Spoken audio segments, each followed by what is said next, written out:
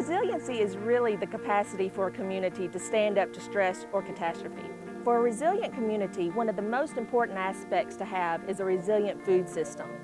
One way to have a resilient food system is to be able to provide fresh, nutritious, healthy, and safe, locally produced food for all of its citizens. Some of the actions that you can take to have a more resilient food community would be to go and, of course, buy local and support your local farmer or fisherman, and to really try to go out and educate yourself about where your food comes from. And you can ask that at any local restaurant or your fish market or farmer's market, really trying to know who it is that's producing your food.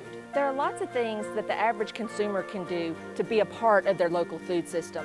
Everything from growing a garden, to growing tomatoes and peppers in containers on their front stoop, to even having an edible landscape. We've really had people searching for ways to either supplement their income or try to replace some of their expense. And growing your own food has a place in that, especially on some of the higher end vegetables and fruit crops, where you can produce your own as cheap or a little cheaper, and also know where your food came from.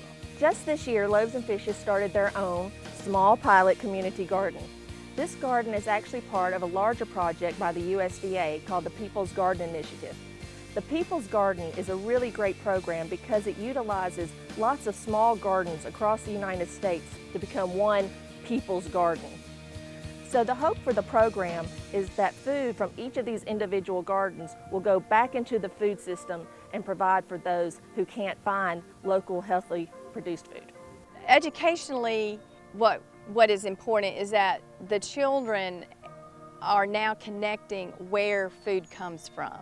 And there had been that big disconnect for a lot of years, and now they're connecting carrots come from the earth or squash comes from the earth.